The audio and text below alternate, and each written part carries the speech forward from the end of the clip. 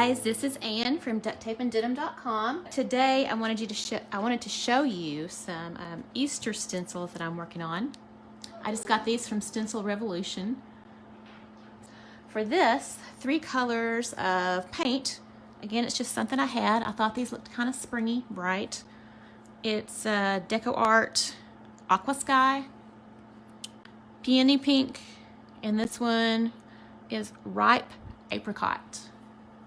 And because I already have white on my fancy stencil brush here, I'm going to go ahead and use that.